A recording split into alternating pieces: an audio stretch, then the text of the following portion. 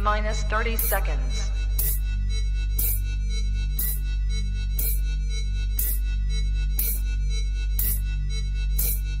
T-minus 20 seconds.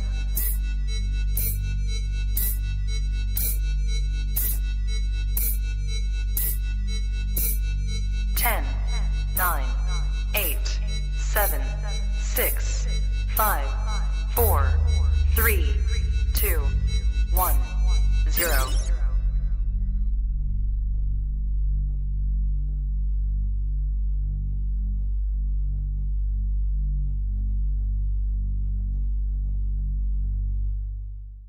Shout out to USARK and all the USARK members. If you don't know what USARK is, do not be ashamed. Simply click on the third link in the description below. Go to usark.org. See what it's all about. See how you could actually protect your own collection whenever a legislation might hit your backyard. You just never know. Things are changing constantly in the reptile hobby, and it's good to know when things are creeping up in your area. So shout out to Phil Goss, shout out to Vanessa, shout out to Jeremy, shout out to all the USARK supporters and teammates out there. Cannot wait to see how much we fight this year to keep our animal rights. And if you're not a USARK member, talk to your fellow keepers and just let them know what USARK's all about, and they're here to protect our animal rights. Shout out to USARK and all the USARK supporters. All right, good afternoon, everybody. This is Christa with the Girls Who Love Reptiles podcast, episode 61. Have an earlier show today where our guest is from the Netherlands, so really excited to have her on today and chat about, keeping across the world. I always love talking to people from other countries and how they keep their animals, and I think there's a lot that can be learned. So again, really excited to have her on today to talk about African fat tails specifically. I keep some myself, so really excited for this episode. If you're new here, go ahead and hit that like and subscribe button. If you're looking for a Patreon to get tapped in with keepers and breeders from across the world, there's the Trap Talk Patreon, so that link is also down below in the description. Go ahead and follow our guest as well. Her link to her Instagram is in the description below as well. And again, really excited to get started today. Hope you guys are all having a great afternoon. I'll do some sponsors here, and then we'll bring our guests on and get started. So we have Blake from Blake's Exotic Feeders. As you know, all of us are really wanting to feed a variety of diets to our animals. So Blake here produces his own quail here in-house, actually local to me in Florida. So if you're looking to get some quail for your animals, definitely reach out to Blake. Tell him that MJ and the Trap Talk sent you, and he'll get you set up with that. And then we also have, of course, the focuscubedh habitats, really gorgeous enclosures to keep your reptiles in. I'll be looking to get some myself with the chondro collection that I'm getting into. So again, if you're looking for enclosures, these are top of the line, really modern, sleek, keep the animals well housed, well temperature regulated. So highly recommend focuscubedh habitats. And then, of course, we got Clutch. So if you're looking for kind of a really smooth modern interface to keep your ball python collection well organized, keep track of pairings, clutches, ovulations, all of that, definitely look into Clutch and keep everything very simple, modern, sleek looking in the interface. And then you can also print off really nice labels for shows and to keep everything track at home in your rack. So definitely recommend Clutch as far as keeping track of your productions. And then, of course, we got MORPHMARKET shipping, the only shipping company I've used, at least for the past year and a half. Really, I can't say enough about them. Great prices, easily doable, especially on MORPHMARKET. You can kind of hit plug and play, and it plugs everything in for you, and their customer service is top notch. I've had a few issues with delays and everything like that, but they've been top notch and just keeping me updates throughout the day whenever that happens. So can't say enough good things about MORPHMARKET shipping. And with that, we'll bring our guest on the stage, and we will go ahead and get started. All right, how's it going? I'm doing very well, and you? Doing very well. Went through the little spiel and the sponsors, and excited to have you on. We've got some people in the chat already. Amanda's a good friend of mine. She just got a ball python from me, a Cypress ultramel het clown male, so really excited. And then we do have people that watch all across the world. So we got Marcus, he's from Sweden, so he's he's tapping in today too as they start coming in. It's a little earlier show than typical, but due to the time difference, this makes the most sense. So how's your weekend been going? I've been busy with feeding the reptiles and stuff. It's an ever-going task, so yeah. Yeah. Also pretty fun. Is this what you do full-time, or do you have a job too that you do? No, I work as a researcher at a research institution here in the Netherlands, and this is just a hobby. Oh, very cool. What's your research into? It's very diverse, but it's mostly aimed at biodiversity and agriculture and those interaction between those two fields. So yeah. Super cool.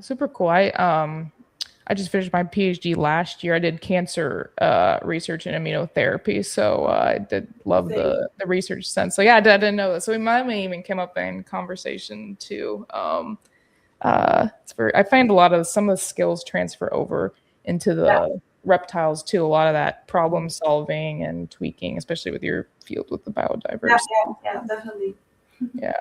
So tell us a little bit about yourself, your background, how you got into the reptiles, why fat tails specifically, and yeah. All right. Well, I'm Marije. I'm 23 years old. I've been working with reptiles for almost 6 years now. I first started an internship at the reptile store, and that's where I basically fell in love with reptiles and with African fat-tailed geckos, and that's how I started with one gecko, and now I'm in a room full of geckos breeding them. So things escalate a little bit, but yeah. That's awesome. So reptile store, and that's so why like the fat tails versus like leopard geckos. I would say even here, I'm not sure about there, like leopard geckos, more people are breeding them, but what are your kind of thoughts on the differences between the two species? Yeah, well, it's funny because we actually had fat-tailed geckos at the reptile store. So like leopard geckos are way more common here as well, but somehow they also had fat-tailed geckos, and I fell in love with them when I saw them during feeding time. They would like wiggle their tail. That's something that fat tails do excessively, like leopard geckos do it sometimes, but like fat tails do it with passion, So that's when I first saw them, and I was like, oh, what adorable little creatures. And then when I was actually researching the species, I was very drawn to like the foresty habitat as opposed to where the leopard gecko has a much more arid environment. So it gave me more space to build a bioactive enclosure, basically. So that was also a huge benefit from the fat-tailed geckos in my point of view. And I also noticed that they were way more docile. Like I also have a leopard gecko now, as of recently. And he's much more chaotic than my fat-tailed gecko. Like most of my fat-tails will just chill. So yeah, those are some pretty subtle but important differences that made me choose for the fat-tailed gecko specifically.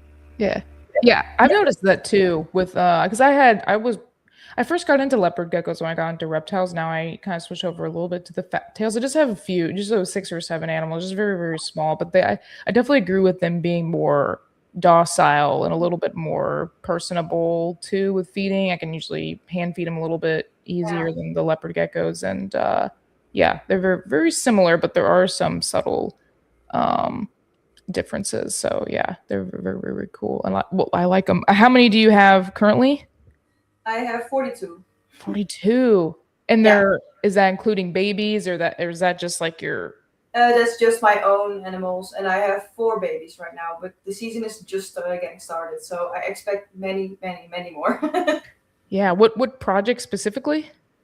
I have all kinds of different projects. I tend to focus on healthy animals, of course, but also to include as much morphs as possible so that there are a lot of available choices for my customers.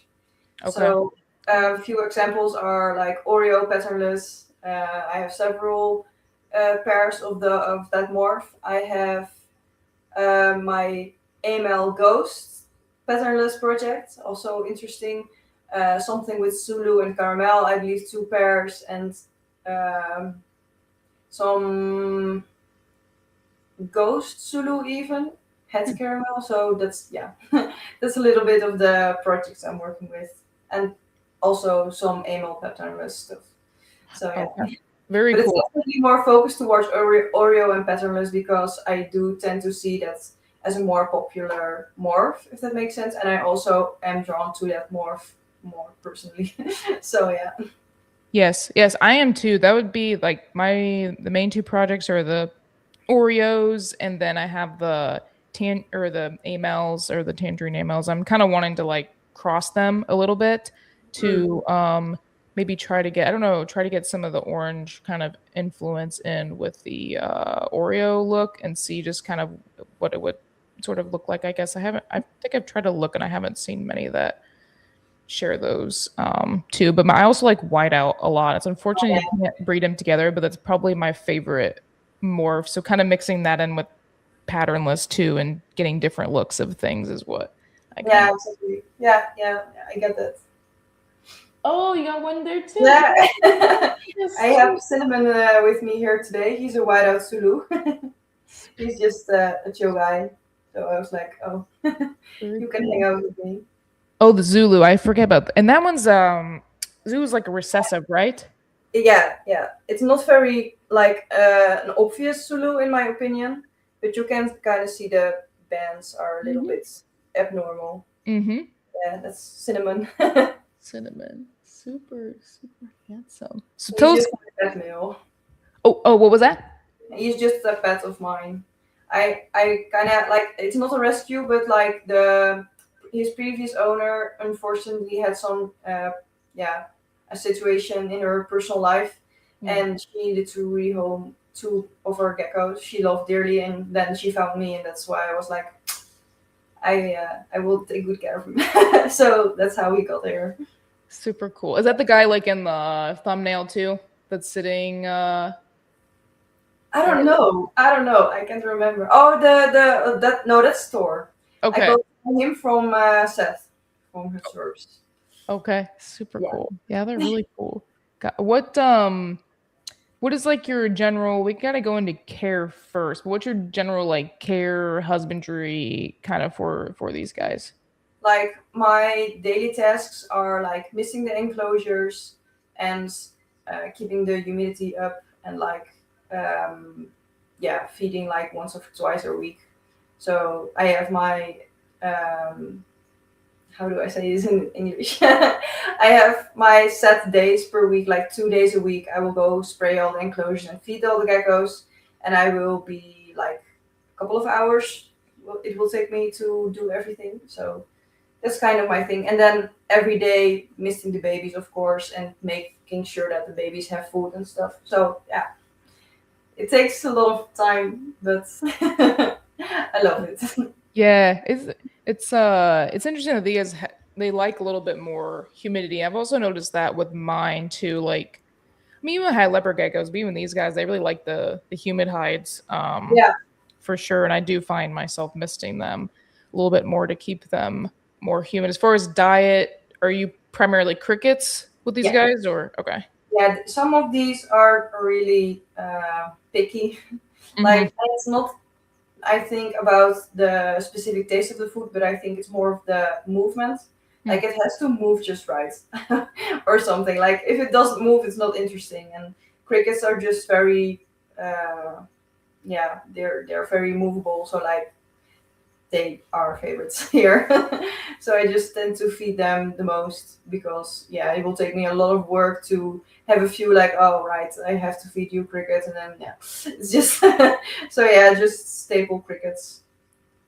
Yep, that's the same with mine too. And I've found that's one thing I guess I've heard about fat tails is them being a little more on the pickier side. Like with the leopard geckos, I would always do some mealworms too. But yeah, my research with these guys, it has to be mostly crickets. And here in Florida, we can't do dubia roaches, so then I can't use those either. So I just do like the crickets, but I just order them every, I don't know, a few weeks, and I have like a big bin in here that they have water and food. How do you gut load your insects? Like what's Yeah, up? I have a rack that I don't use, so that's where I keep my crickets in. They're like very large, deep tubs, and that's where I keep them in. And I have like the substrate is just oats, so that they have kind of dry food that they have always access to. And then I have a shallow water dish, and then I feed them spinach, and that's how I could load them with as much nutrients as possible. Yeah. Yep. That's very similar to me too. I do like some like dried oats or dog or cat food actually, because that has like the high protein that they really like that, or bread, some leftover veggies, and then this kit that I got that I really like. You've seen those like maybe like those chicken waters where they have like the top and then like the disc. So I have that, and there's like a plastic disc in the well, so it's not too deep for them to That's fall off nice. and die. Because I've heard that's what most people have issues with crickets is them like running out of hydration, just Yeah, dying. it's so important to keep them properly hydrated. It's Yeah. insane. And I don't have any issues. I mean, I can keep them alive for a month, 6 weeks, and then that's when I get like the next shipment in. So I've had really no issues with keeping crickets. I know there's a lot of like people that have negative, don't like them or have. Yeah, I think it's also like you care for reptiles, like, and the insect is just something that comes along with it. But it's so important to care for the insects just as well, really, to make them very nutritious. 100%. Yeah, I think people forget about that part of the at least the gecko or anything that eats the insects, like having to gut load them. Mm. Um, so yeah, pretty cool too. And then go a little bit into like your like temperatures and like your or interest or why going more like bioactive. Yeah. Well, my temperatures in this room on the warm side of the enclosure is 32 degrees Celsius, 92 degrees Fahrenheit, and like on the cooler side, it's like a few times, few grade. How do you say it? A little bit cooler. And then at night, it's like 25 degrees Celsius over here all night.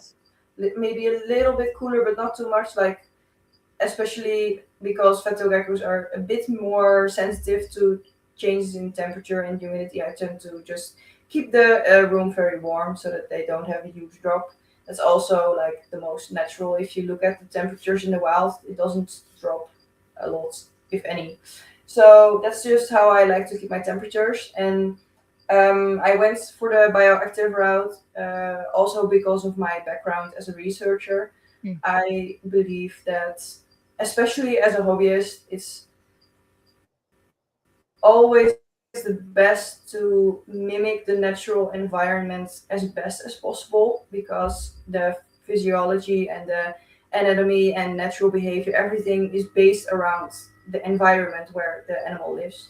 So I strive to recreate that as close as possible, and that's where your animal will typically do best. So that's why I went for the natural approach. I don't have fully bioactive enclosures in the sense that I don't have a cleanup crew because they somehow always die or get eaten. So I don't have a cleanup crew, so it's not fully bioactive, but yeah, naturalistic all the way. So yeah. It's really cool. Yeah, it looks like I can see the enclosures are beautiful, beautiful. How big are they? They are 80 by 40 by 40 centimeters. But I do want to say, I am going to get new enclosures very soon. They are made by Miki Exotics. And these are PVC enclosures. They're a little bit less high. They're 30 centimeters high. And they're 50 centimeters wide and 60 centimeters deep, which is like the same floor space as the enclosure I have right now. And I will also get a few stacks of enclosures that are 60 by 60. So those are even a little bit bigger in floor space than the 80 by 40 by 40. I think, I don't know what it is in gallon, but I think it's like a 40 gallon or something. I don't know. Okay. So yeah, that's how I keep them. I keep that. Yeah, it's very big and a lot of floor space, because I think a lot of people forget that these guys do need more just space to move around. I would say similar to their leopard geckos as well. Have you noticed them climbing too in the enclosure? Yeah. Yeah, 100%. Some more than others, I will say. But I always had 3D backgrounds in my enclosures, and I always see like them climbing on top of it or sleeping on one of the platforms or whatever. So they definitely utilize the height if they are given it. Mm-hmm. So yeah, it's not like, well, it's different than from arboreal geckos, but it's just they utilize all the space they can have. And I think it also has to do with hygiene because I see them poop like always on the backgrounds on top of it. Really? That's always their spot. And I have a theory about it. It's complete speculation, but in the wild they all also like live in termite mounds, right? So they come up out of the termite mounds and then go out and do their business and stuff. And I think they don't poop in their termite mounds because they're very hygienic animals. So like maybe that has something to do with it. I don't know. It's something that's, I don't know, weirdly interests me. Why do they do that? But yeah, they definitely use that space for that as well. That's very interesting. Mine always go like in a corner. I mean, same with leopard, like, so yeah, hygienic. But that's really interesting that that they're doing it on the background. That would make sense with them being in the termite mounds. They would, you know, want to not keep it in their home. And kind of like, do you have live plants in there, or what's your like bioactive setup, but without the bug part? Yeah, I have live plants. I used to only have species that also originate from the same habitat as where these guys originate from, which are like Sansevieria and desert rose and I think grass lily or something. So those plant species I would use. Only I'm not very good at keeping plants alive. Still, I suspect it's a humidity issue or like more like the soil not being moist enough. So nowadays I use whatever plants survive. But yeah, that's something that I am planning on changing when I get new enclosures as well. And then I will also have like new hides that are custom made termite mounds basically. I did have them in my previous enclosures, but then one day I had mites. Mites in fetal geckos were something I did not expect ever, but somehow I got them. And then I had to throw out all the termite mounds, so I don't have termite mounds as of now. But they're currently being made, so that will be something very exciting to put in the enclosures as well. And plant the whole thing full with cork bark and stuff. That's basically how I do it. So yeah, that's really a bit how it looks. That's really, yeah, it'll be interesting to see how it kind of setting up like experiment wise, you're able to kind of see their behavior now, but then changing, you can kind of see the difference in behavior if they're, you know, showing new behavior. Do you expect anything from the change, or what are your kind of thoughts? Yeah, I had like before these enclosures, I also had different enclosures with different backgrounds, and I notice when something gets changed around, they are thrown off for quite some time. Like it will take a few months before they get chill again. Like the difference, I have a lot of geckos who come from homes where they lived in wrecks, which makes sense because that's typically how breeders keep their animals. I do want to clarify, I don't have anything against wrecks per se. It's just like, it's efficient for a breeder, and I get that completely. Like I feel privileged that I am able to do it like this. Because it costs a lot more money than it gives me.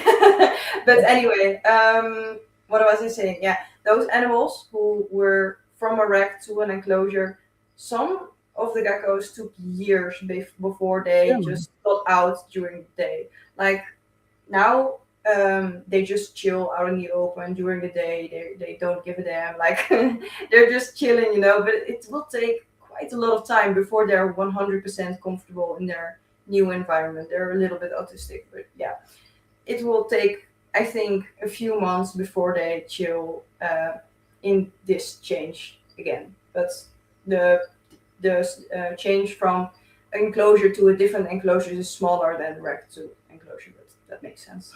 Yeah, no, that makes sense. That's interesting that it can take years for, them to feel comfortable enough to come out. So, Yeah, that also depends on like the personality. Like I have some geckos who are more bold and outgoing and just more curious, and I have more shy geckos, and those just need more time. So that's also personality. And you talked a little bit about the mites. What happened with that? It's very interesting too. Yeah, one day I noticed like little yellow specks on my geckos, like near the ear, and I was like, what the heck? What is this? And then I noticed it was mites, and I immediately contacted my vet, like, help, what do I need to do, Georgia? I am very privileged to have like very close contact with my vet. She's very experienced, and she's like 8-year, like amazing. And I just immediately texted her, like, help, I have mites, what do I do? And I had to remove all of my backgrounds. I had to spray all of the enclosures and the room, and then afterwards I also put in like predatory mites for any remaining survivors. But honestly, the stuff I used was pretty hardcore, so I doubt there were any survivors. But then just in case, I also had predatory mites, and I also soaked the geckos with mites, like to just get rid of all the mites. And afterwards, it was pretty easily gone. I have not yet seen them again ever. So luckily, it was not a real big issue, but it was something I was definitely surprised by. Yeah, I've not really heard much of that in leopard geckos or fat tails at all. So the fact that it, came from the background is never heard of it either. But she was like, "Oh yeah, those are mites. What the heck?" Yeah, were they bothering like? Could you tell they were bothering animals? No, just more annoying if anything, but not impacting their health whatsoever. So. Yeah, it could long term make them more immune suppressed and get other, sick from other things. What was I'm curious on the spray. Was it like an ivermectin type of spray, or? I don't know. I think it was called Frontline or something. Okay, Frontline. Yep. We use that over here too for mites. Yeah, it's hard to get, I think, now that I've heard, but yeah, it works very well for the. Usually for us, it's, for you guys, probably too more on the snakes. We see it more. That's more of like an issue. But yeah, very interesting. Huh. Yeah, I'm just happy they are gone. Yeah. Any other health things you've ran into or learned along the way? All the time. Like with breeding, especially, like these guys are more sensitive than leopard geckos. Like these guys will get egg bound quicker. Will have trouble laying without insistence. They're just a little bit more sensitive to health issues. I had parasites. I had freak accident. I have seen a lot of things. Mouth rot, of course, like eye infections. I have seen all of it, and that, like, I think the biggest thing I learned as a reptile keeper and a breeder is not like you can't avoid health issues, but you can do something about how you deal with those. So yeah, I even had once like a gecko I had for 2 weeks. 2 weeks. I didn't pair her up. She was in quarantine still. Everything was okay. And then suddenly her ovaries, like, just, I don't know, it was all kinds of messed up, and she had to have surgery and had her follicles moved, everything. So like sometimes you just get struck with bad luck. Wow. And your vet did the surgery on that? Yeah, she did. Yeah, I was there to see it, and she carefully removed all of those follicles. We caught it just in time. That's fascinating. Did she go through like the I'm guessing like the lower abdomen, or did she go in through the sides? Okay. Yeah, she made a cut like around. She made a cut right around the belly. Yeah. And a little bit on the sides. Yep. Like here. Yep. And then she carefully, just put the skin aside, and then just one follicle, and then the other, and then the other. Wow. So yeah. That's crazy. That's wild. Yeah, I should probably maybe use like a cautery. I'd probably do like a cautery or something like that, just to kind of. I couldn't imagine like putting a suture in that. Yeah, she had a suture and everything, and that was all. Suture. Wow. Yeah, that was actually the most nerve-wracking part, because there's something about the scales of reptiles that just make it very tricky whether the stitches will hold, yes or no. But Yeah. she had the stitches and she did great. Everything was fine, and she's still here with me today. So yeah. Wow, that's fascinating. Wow. Yeah. Yeah. Yeah, it was also very cool to witness. Well, the situation was not cool, but I was honored to be able to see that. Yeah. It's very interesting. Very, very lucky to have a vet who can, have that reptile skill. It's very hard here not many of us go into reptile medicines. No, just too little.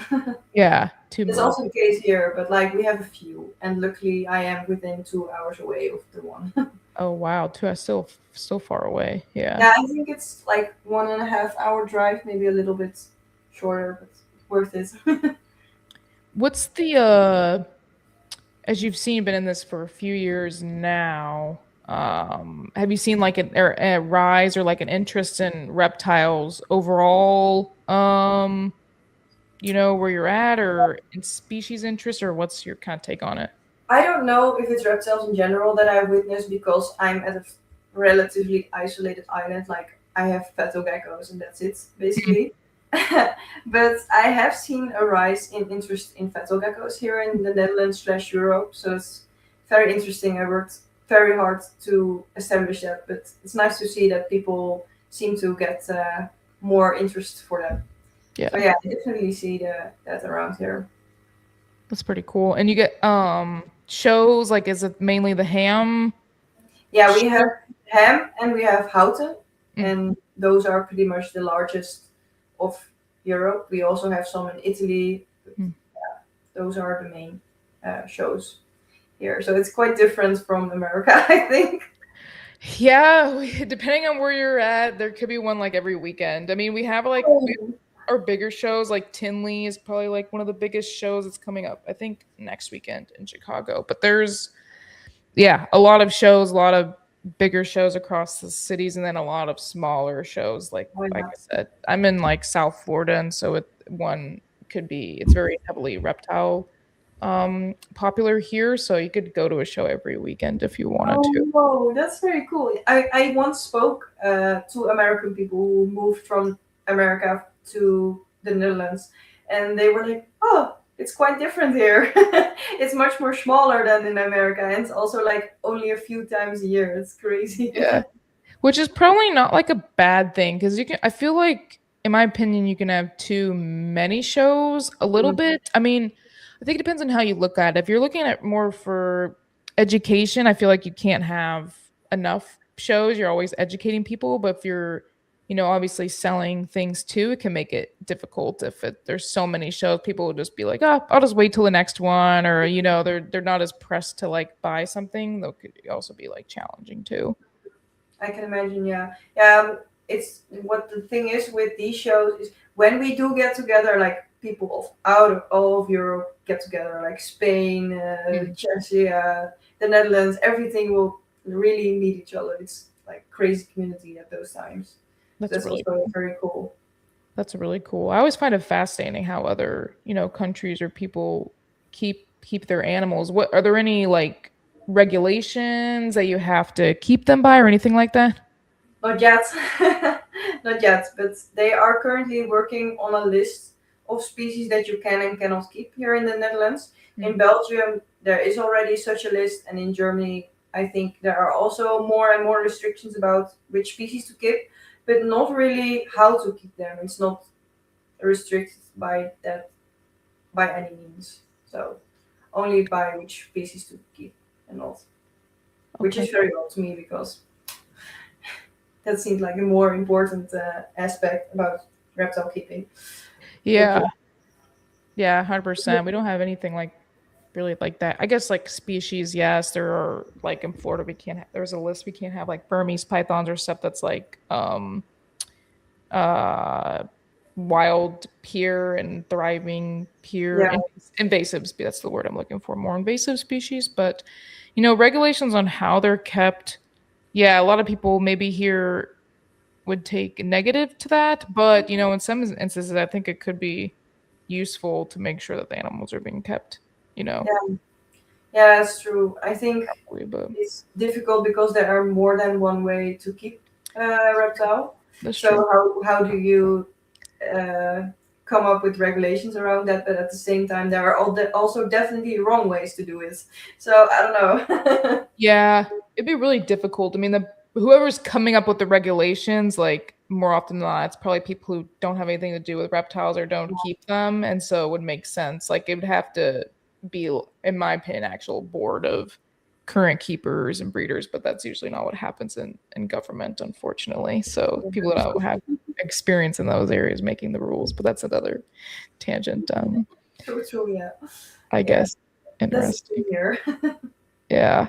Um, and with the breeding aspect, like how old are your females or how old are your males? When do you start pairing them? Like kind of go through that process too. Yeah, I don't, because I am a hobbyist rather than someone who has to live from breeding. I tend to do it a little bit different than most breeders out there. I wait 2 years before females are ready, and then I decide based on the body conditioning, like is she ready, is she not ready? But typically 2 or 3 years. That's not very out of the ordinary, I believe. Same age for males. Like in theory, you can breed them from like 1 year old, but I just have males that are all the same age as the females. So my males are typically 2 to 3 years old as well. And then I breed every female or maximum of 3 times. Hmm. So, and that's usually also with a year between somewhere. And that's because I don't want her to deteriorate from breeding at all. So, and like 3 is for me the sweet spot because breeding is intense for females. They lose a lot of weight. They have to have enough calcium and other reserves. So like it's a lot. And with after 3 times, I'm like, okay, you're done. Now you're just my pet, and I will continue with other females that I have.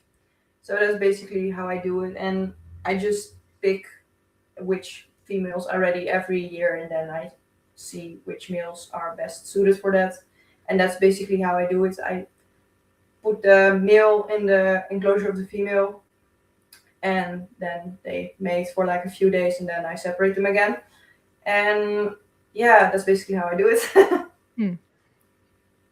Yeah, it's good to wait until they're more mature, I would say, too, as well, especially with the egg bounding that you were um, talking about. Is there any sort of pattern you see with the egg binding? Anything you can do to prevent it?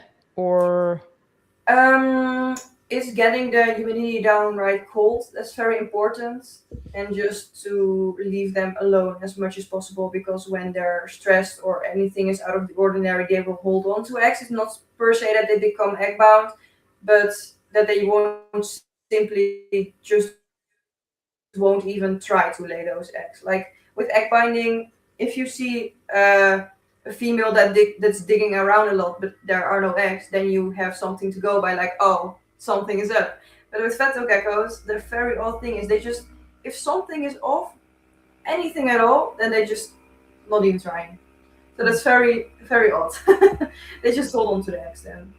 So yeah, that's something. and I might have missed it, but is there like a time of the year that you start pairing them?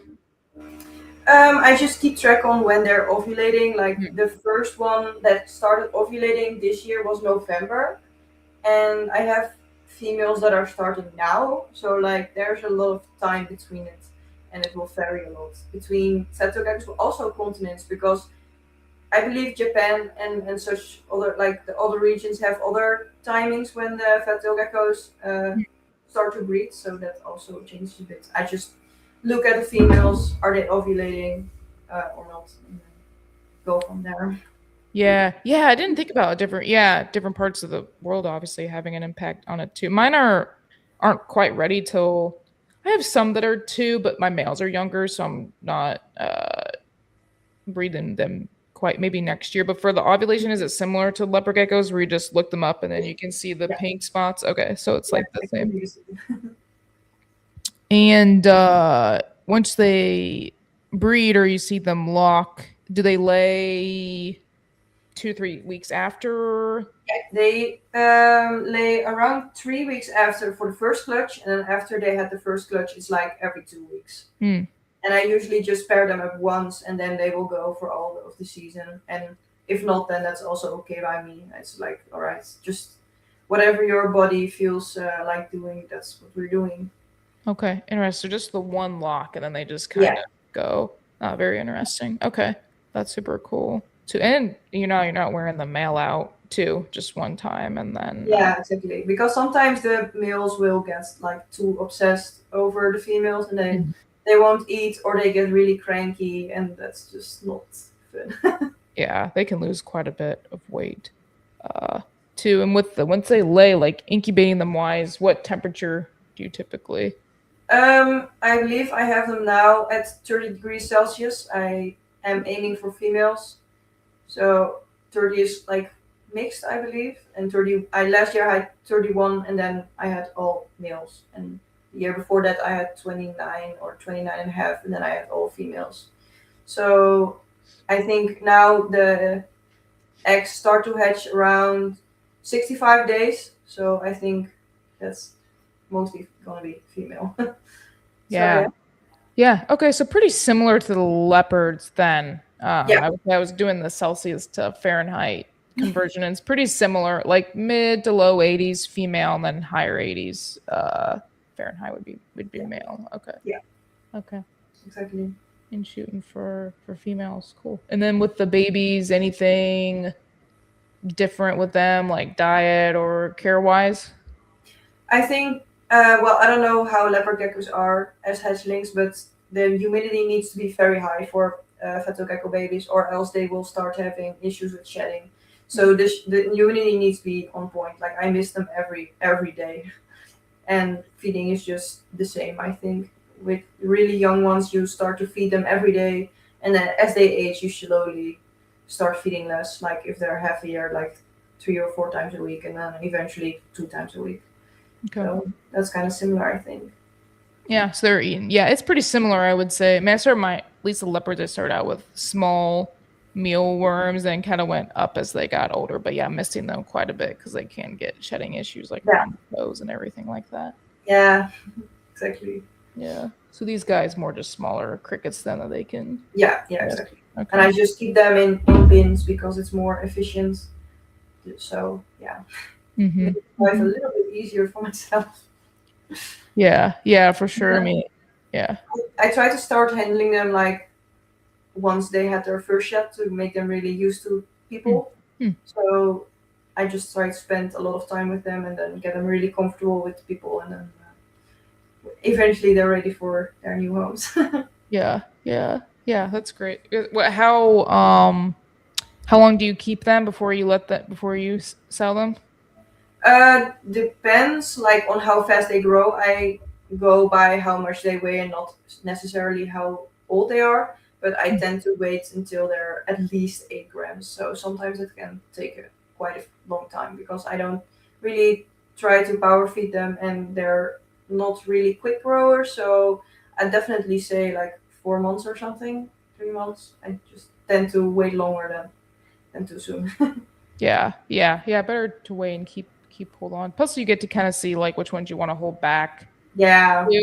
That's the. Well, usually I know that the minute they are born. I'm like. Okay, you can tell that early. Yeah. Oh, that's also like a really fun difference between leopard geckos and fetal geckos. Like leopard geckos really change as they age out, but fetal geckos are just miniature fetal geckos. They will only get prettier. I see. You get more in contrast and stuff. So yeah, but the pattern doesn't change at all. Except like when you have Oreo patternless, they start out dark purple and then they will get white eventually. So that's kind of fun. But mostly they're just miniature, cool fetal geckos. That's cool. I guess I didn't realize that when they were born, they look just like they would as an adult. Yeah, the leopards, they change so very much with the banding. I mean, I wasn't into tangerines, and so you can kind of tell when they're born like how saturated the orange is, but still, you still have to keep those guys till they're like 15, 20 grams before you're like, okay, I'm gonna keep this one or sell this one. So, and with most of your customers, is this local or do you ship? I think, and that's mostly out of personal observations. In Europe, we don't ship as much within Europe. If we trade or sell or whatever with other Europeans, we usually meet at Ham or Houten, and then we'll exchange geckos or whatever. But I do have customers from all over the world, really.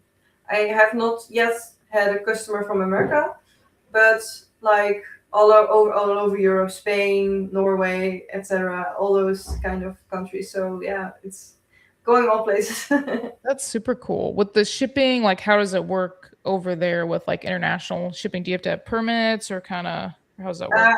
That depends from country to country, but in the Netherlands, and it also depends on species, but in the Netherlands we have Dutch Dragon Imports that like does export and import from America.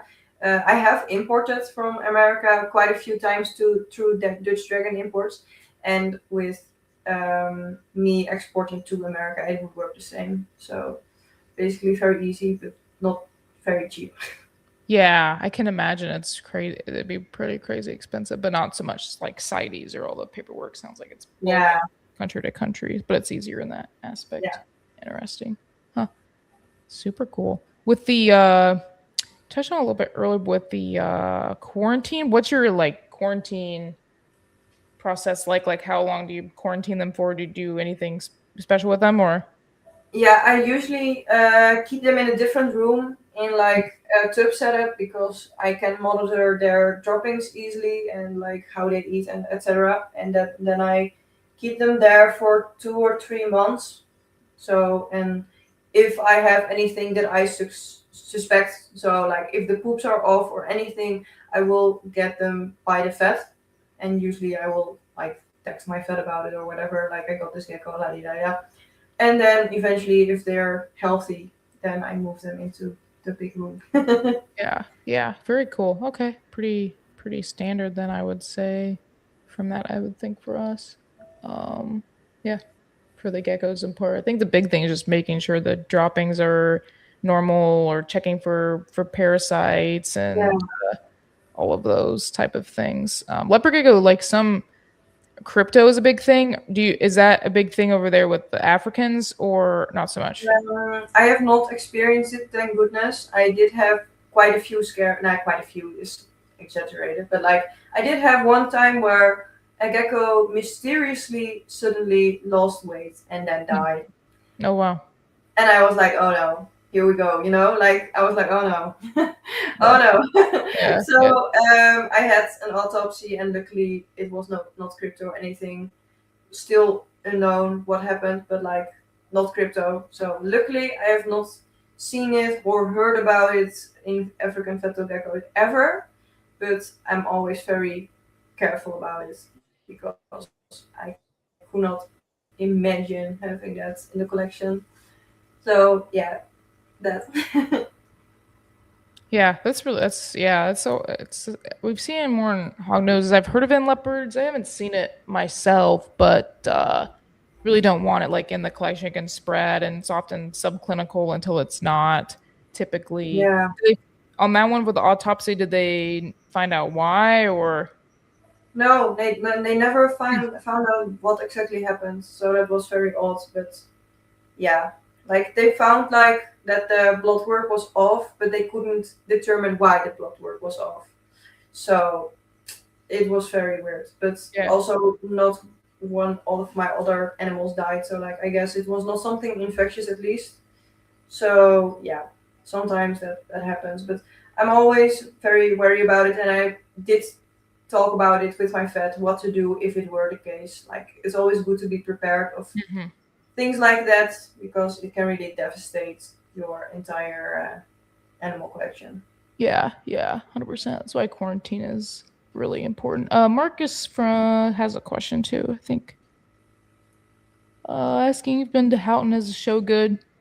It's one of the bigger EU shows. Yeah, I have been to Houghton many times. I quite enjoy the show. It's indeed quite big for Europe, but Ham is bigger.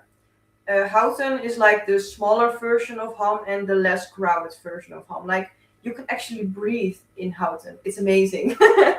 Like at home, it's always very busy. People are always almost fighting to see the animals. It's very crowded. It's very hot, clammed, and everything.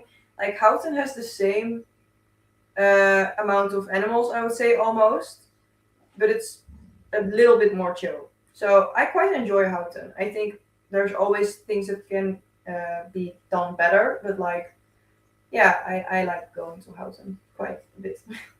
What are like the most common species at those shows? Is it like the ball pythons? Yeah, ball pythons, those- crested geckos, leopard geckos, like, yeah, those species. I rarely see ever any feto geckos. That's really sad. I would say it's pretty similar here.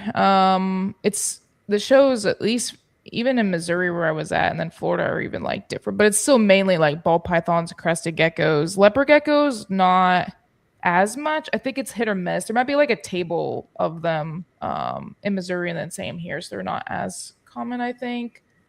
But yeah, it's mainly dominated by the ball pythons and the crested geckos Yeah. for sure. Yeah, that's here as well. But there is some special stuff from time to time, so that's quite nice to see. Also, Yeah. a lot of comedians. Yeah, hopefully there. I always, at least in Florida, like there's more of a variety. Just with more, I'm seeing like more tortoises, a lot more different types of geckos. So it's really fun to see the diversity even from here versus like Missouri was mainly all ball Oh, python, yeah. like 100%. And it's like I think that's most shows, but I know there are maybe I don't know if there is with your shows over there, but more on the big shows regulations of like okay, only allowing so many people with ball Oh, pythons to vend. So they're trying to control it that way. Is that a thing? Is that a thing with your guy? No. So it's no, like not at all. But I think it's somehow maintained by itself a little bit, I think. But it's also just marketing wise. It's like, yeah, I can be the 20th guy with ball pythons, but that won't do me any favors, you know? So I think the issue controls itself, thankfully. yeah, so enough people like getting out, and then enough people getting in where it kind of balances Yeah, itself. certainly. Yeah. Yeah. And how is the? It may be hard because you just do the fat tails, but how's the market been overall the past like year or two? You would say. With fetal geckos? Yeah, with fat tails, or just maybe if you even if you know reptiles in general. Here, it's been a little bit. I feel like slow the past year or two, maybe just because of the economy. I wonder if it's the same over there. But I haven't really noticed it, to be honest. Mm. Like, especially during COVID, like sales went. yeah, Especially during COVID. I don't know. I don't know. Yeah. I don't know. I'm always sold out like within half a year. So Oh. all I can know is things are good. And Yeah. I think I hear a lot of similar sounds from other breeders as well. I think economy wise, we have it pretty stable here. And it's also like the animals here aren't really expensive. And yeah, the demand is just like around as high as the availability, if that makes sense. A lot less availability here as well. Everything is done as a much smaller scale. Yeah, which is not necessarily a bad thing, though. I think small is like good. I don't know. It give you more time to kind of be directful and really purposeful with the breedings. Like I've downsized. I'm in the process of downsizing quite a bit with more of the ball pythons just to make it a little more manageable and just do like one project with a few Yeah. pairings. You know, a year type of thing is where I am thinking of doing. I don't know. I kind of like the idea of just that. I don't know. It gives a lot of freedom, I guess.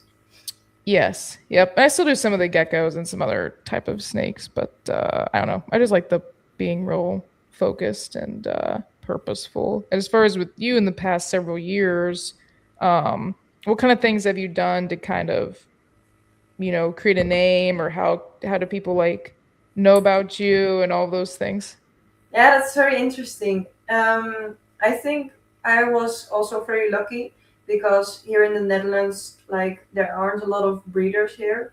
There used to be one, Tim, that was my mentor. He taught me everything, and like when he quit breeding, there was like this gap left to be filled. Like there were some other breeders that were also like really doing a good job, but I think they didn't do a lot about marketing, and I already had an account with my pets, so I just gave a lot of into social media and Instagram, and just try to grow on that platform. And slowly but surely, I started getting more well known. And it was also, I think, the case of, well, if you want a Vetto gecko, the person to go to is Dutch Vet Tails, because there aren't a lot of breeders. So that's kind of how the ball started rolling. And then as my customers grew in numbers, like the talk via also just went going. So I think over years, that's how I made name of myself. And also because I have a lot of I don't have a lot of availability, but I do have all kinds of morphs. So like the choice is really yours here.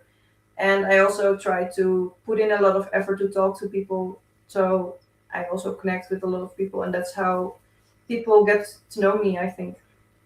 Yeah, yeah, yeah. That's a really awesome story too. And it's really neat with your mentor and kind of filling the gap with that. How'd you meet your mentor?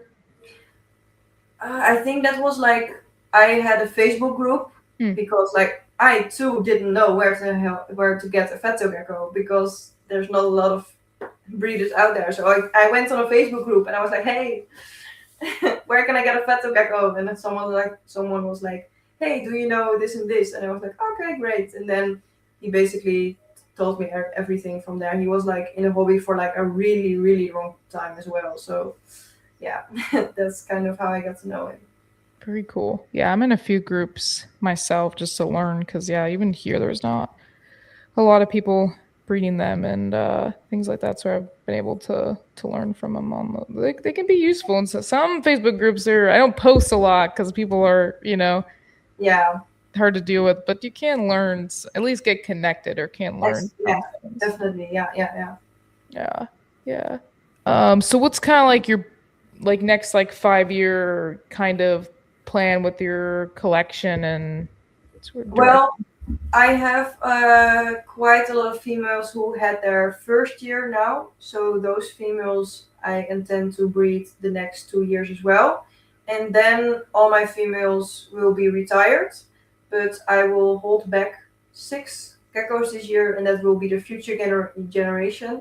And that will also be the last generation. So the geckos that I have now are like about in 2 years they will get ready, and then they have 3 years. So like these coming 5 years are the last 5 years that I am planning on breeding, because like I am almost 24 now. I'm getting married this year, and eventually we might be to have kids, So like I don't know, maybe in 5 years we will already start on planning to have kids, and then I think breeding geckos is just taking too much time. So yeah, my plan is to just keep going for 5 years now, and then just continue as a hobbyist with all of my my geckos. Yep.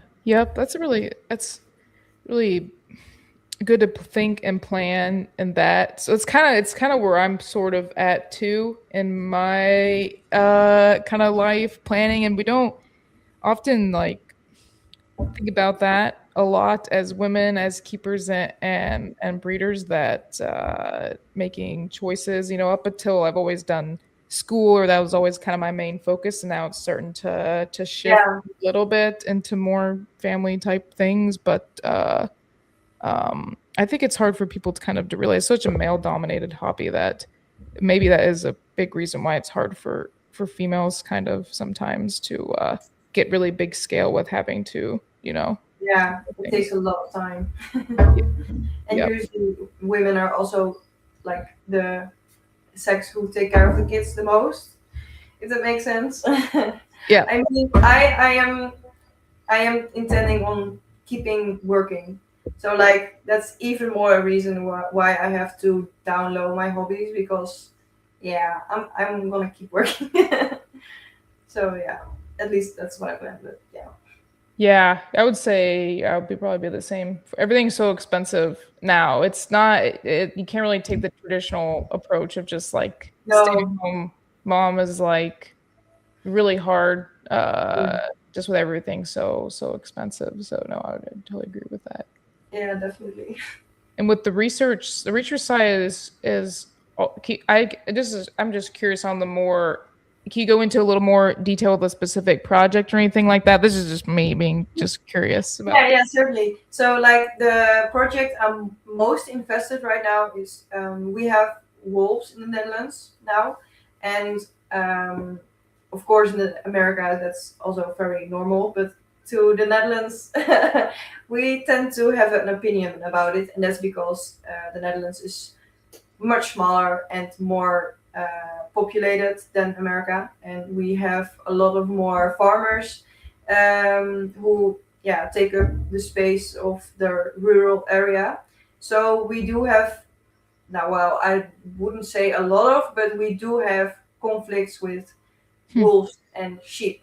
Oh wow. And we do have like a type of fence to keep the sheep protected from the wolves, but there are still issues with those type of fences. And so there was a sheep herder who developed a new kind of fence, and he didn't have issues for like 2 years, and now he wants to test that scientifically. So we are currently working on that project to test that, to test the fence if it works. And I think that's a prime example of what my kind of job as a researcher is, because it's always from something out of the real world that farmers or schools or whatever has, and then we try to resolve that practical problem with research. So that's a little bit of something that I do. Or like with the meadow birds, we have a lot of meadow birds in the Netherlands, but they are like heavily declining, and we are all trying to prevent them from extinction. So that's also like projects on research, what they need, how we can prevent them from going extinct, but also educating people and working on those kind of projects. So that's a little bit what I do in a day. That's That's really cool with the wolves and the farmers and the with the sheep. It's with the fence. Is it what in your? Do you ever think on why that fence is being protective? Like, or Well, there are a few differences between the government fence and like the new developed fence. And the first thing is the voltage. There is a lot more voltage on the new fence. So that's, in that sense, it's more efficient. Yes. Like the other fence is like the top of the fence has a different color. So that, and the theory behind it is so that wolves get demotivated by how high they have to go over. But the thing is, because that is a different color, they can see it better. Like, oh, that's my reference point. So the new fence also doesn't have that. So, and we also have like a certain scent on the new fence. So that's all. And so far, it works great. So it's really nice to see. That's really cool. Yeah, that's fascinating. You get to do work with that and just kind of use the more of the animal behavior with that too. And it's interesting. Yeah, but you're saying that there's on the new fence there's no change of color, so they can't see the reference points. They're more likely not to try to jump over because they don't know the length. Oh wow, that's really interesting. Cool. Exactly. Yeah, it's very nice because it's also like a lot of work outside. So I just get to enjoy the field and just do that kind of stuff. And then the other half of the time I'm inside at the office when it's raining. Yeah. So yeah, I really enjoy my work quite a lot. It's also because it gives me a lot of flexibility. Like the one day I'm working on this project and the next I'm working on a different project, and just letting my creative side just take the lead sometimes, because when I have to make like educational stuff for schools, then I get to really just put in my heart and soul in it and just make something really nice. So that's also I really love my job.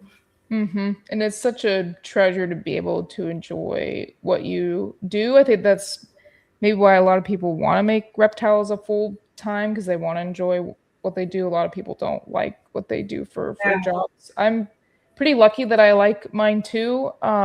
It's hard. It's first job out of school. It's very stressful, a lot of hours, but I do generally like it. So very lucky in that type of way, that I'm in a field or in an area that I like, and I spent so much time in school to get to this point, so it's kind of satisfying to be able to enjoy it finally. So I can imagine, because you're a vet tech, right? yes, veterinarian and scientist, or in research too. So I work for a drug testing company, and I'm the head vet for that. So I kind of use the research side of things to help the we call them study directors, but they're more your scientists, and then the vet side for making sure the animals are in regulation, being cared for properly, and all of that. So it's a fun job. It's never a dull moment. There's always something every day, whether it's people related or animal, because I manage people, and so that's the most difficult part of my job, is managing the people. The medicine is fairly easy most of the time, but the people is the challenge. So yeah. Yeah, I can imagine. It's also like, I don't know if that's also the same in America, but in the Netherlands, people tend to get really disrespectful towards vets, and I just really hate that so much. Like, vets and vet techs put their heart and soul into their job, and they deserve nothing but respect, honestly. I really appreciate that. Yeah, it's I would say for the most part people respect them, but there are some people, that we're just in it for the money, or that type of thing, which, not saying that some vets aren't, but we have to charge for services and all of that.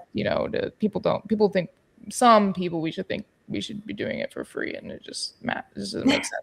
It's very expensive to go to school, so we have to make money somehow. But since I work in more of a company, I don't really deal with that like as much, so I'm thankful on that. Like, whatever I kind of say medicine wise goes, because the animal health is the priority part. But there are some difficulties with like I said, the managing people, or people listening to your authority wise, if you want to change forms, or logistical things. But I'm learning, so yeah. That's really nice. Yeah, no, it's super fun. It's super fun job, and like what I do, and you do too, so we are privileged in that respect, and definitely want everybody to find something that they're enjoyable or passionate about. It makes life more enjoyable. So yeah, 100%. So yeah, so we're a little over an hour now, and I've kind of hit everything I've wanted to touch on as far as topics. Was there anything you wanted to bring up or talk about, or anything like that, or show any animals in specific? You don't have to. I can always show your well, I think I locked in my Instagram. Yeah, if you had any animals you wanted to show, you can do that, or anything you wanted to talk about, or if the camera is good well enough to show off them, probably.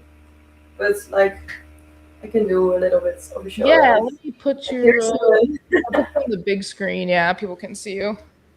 Ultra HD quality. Yeah, I can still see the bands. Yeah. He's a big boy. I don't know if I can get anyone else. Let me see. Everyone's in hiding now, of course. And some of my females are also laying eggs. But, we have someone out and about. Hi. So this is Rana. She's the camera isn't doing her any justice, but she's a tangerine whiteout female. And she was just hanging around. She's always out in the open, sleeping. Very even though she's supposed to be light sensitive, but not really, I guess. She's beautiful. Yeah, the photos really don't do her justice. And I think she might be going into shed, but Oh yeah. she is amazing. And we have my own wolf bag.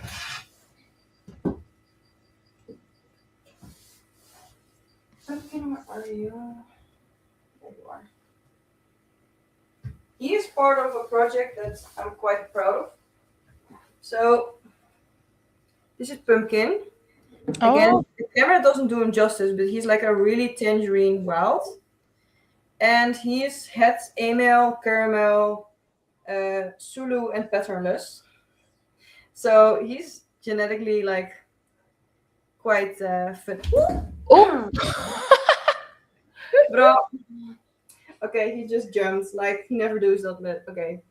I'm cursed. No, but like last time I did this podcast type of thing was with Herbs.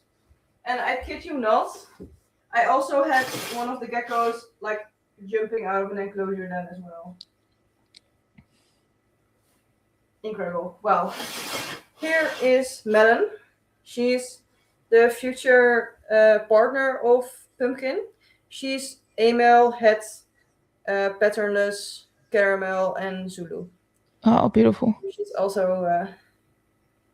She's also really tangerine, but of course the camera doesn't really show. Yeah. It's just really calm as well. Yeah, super calm. Look at her. She's beautiful. I love the patternless. I have a little patternless female het amel. Oh, nice. Yeah, she's so cute. I named her Peach. She's a very cute little girl. Yeah. That's nice. Yeah, but patternless is beautiful. Yeah, one of my favorite morphs. Yeah, especially with the orange. It just gives it like a cool look. And then I feel like there is some polygenic with it too. Just like with the saturation of the like with the zero and the stinger. Yeah. It's very cool. Also, and this is Simba. He's playing in a TV series in the Netherlands. We're doing like a TV show about certain characters in Amsterdam, and one of the characters has a fato gecko, and that is Simba. Oh, that's cool. Yeah, it's very cool. I really like to do it. And he's completely okay with it as well. So we just had our first filming day. Oh, wow. That's amazing. Super It's really cool, honestly. I want to see that. Yeah, he's a big boy too. Yeah, he's like quite large. Like. Yeah, he's big. Yeah, he's not my biggest because that is Thor. Let me grab Thor. 1 second. Yeah.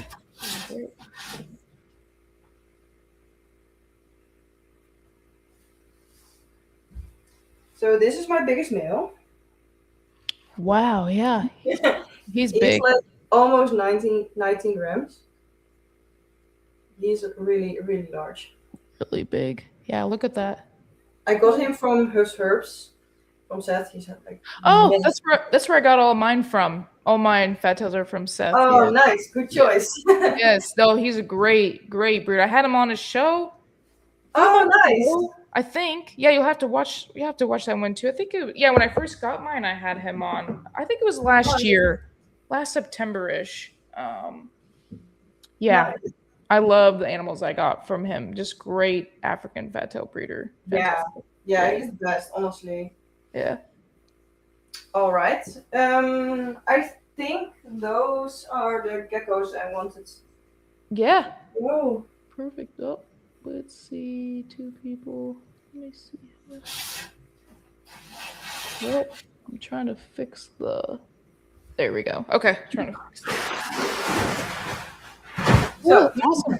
Great show. No, it was fantastic. I learned quite so much, and it was a great time having you on, and I really enjoyed you and your time. And I put your link down below to people to follow you. Is there any other place people can follow you or contact you or anything like that? Yeah, I also have Facebook and YouTube, also Dutch Fat Tails, but I mainly use Instagram. Okay. perfect. I'll have them reach out. Enjoy the rest of your Sunday and rest. Prepare for the work week. And again, thank you so much for your time. Animals are beautiful, and it always gives me inspiration, or to keep going when I meet and talk with keepers such as yourself, that are so passionate about them, and just beautiful enclosures and just well kept animals. So yeah. Thank you so much. And thank you so much for having me as well. Yeah. Very nice to do. Yeah, no, it was a lot of fun. So yeah, I'll take you off the screen, and have a great, like I said, great rest of your week, and catch you later. Okay. Thank you so much. Bye. All right. Bye. All right, guys. Thank you so much for your time. Give a follow, reach out if you've got questions. I'm going to play a commercial now and sign off.